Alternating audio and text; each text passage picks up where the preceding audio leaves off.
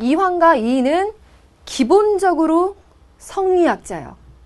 똑같은 성리학을 공부하고 있기 때문에 그 성리학의 기본 이론에 관해서는 이견이 나타나지 않아요. 공통점이요. 출제자들도 그 부분에 집중해요. 네, 그래서 여러분들이 지난 시간에 했던 성리학을 그래서 한 시간 하나의 빠트림도 없이 다 공부해야 되는 이유가 그런 데 있어요. 그렇게 한 다음 이황 선생의 그 이론이 어떤지 이런 논리를 따라가 보세요.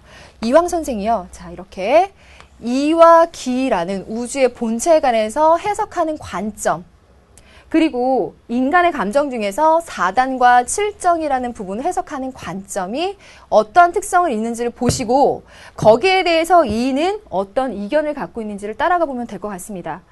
자, 먼저 이황 선생의 이론은 이래요. 자, 내가 성리학을 공부해 보니까 말이지, 그 성리학, 주위의 성리학에서 이런 부분이 있더란 말이야. 인간의 본연지성과 기질지성이라고 하는 것을 각각 이 기에서 바라는 것으로 각각 분류를 해놨던데, 이렇게 인간의 본성이라고 하는 것도 이와 기에 각각의 분류가 있는 거라면 인간의 감정인 사단과 칠정이라는 것도 가능하지 않겠어? 라는 것이 이황 선생의 입장이에요. 요거 조금만 더 풀어볼까요? 자, 이 원리가 되는 거라 그랬죠? 지난 시간에? 이 원리가 되는 이는요, 아직 이렇게 그 감흥에서 밖으로 표출이 되거나 나타나지 않았기 때문에 그 성질을 치자면 순선이에요. 그리고 없어요. 악이 없는 상태예요. 100% 청정한 상태예요. 그런데 기라고 하는 것은 재료고 조건이고 발에서 나타난 상태가 되잖아요.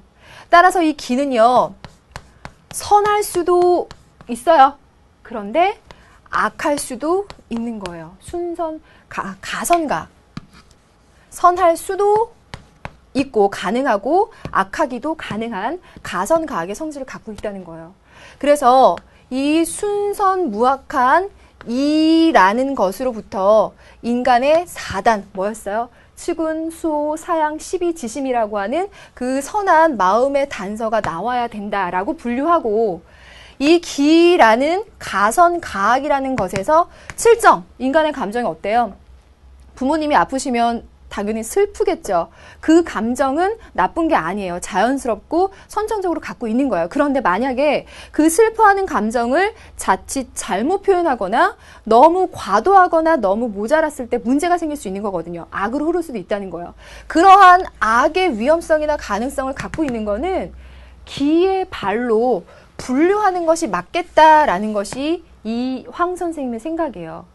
그래서 기본적으로는 이황 선생님은 이와 기에 대해서 순선무악한 이는 너무나 존귀한 거예요. 반면에 악으로 흐를 수도 있는 기라고 하는 건 비천한 것으로 봐요.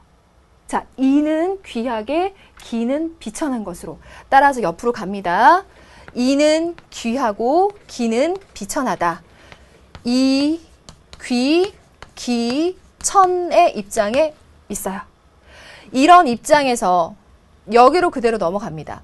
그래서 사단이라고 하고 있는 측은, 수호, 사양, 시비의 인간의 선한 마음의 단서가 될 수 있는 사단은 이 귀한 이로부터 나온다라고 해석해야 되고, 자칫 잘못하면 악으로 흐를 수도 있는 인간의 감정이라고 하는 것은 선할 수도 있고 악할 수도 있는, 그래서 선한 기로부터 나온다라고 설명해야 된다는 거야. 그래서 여기 있습니다.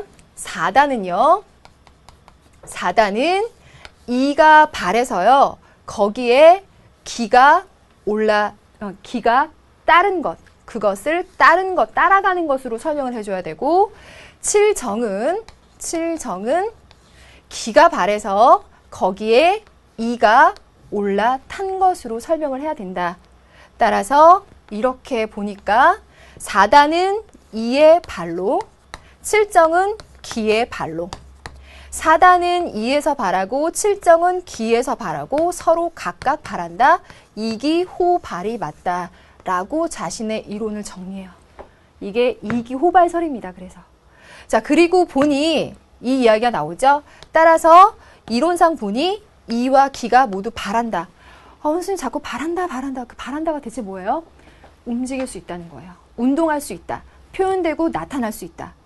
그래서 이 이론 이와 기는 모두 서로 호자 써서 발할 수 있음이라고 써요.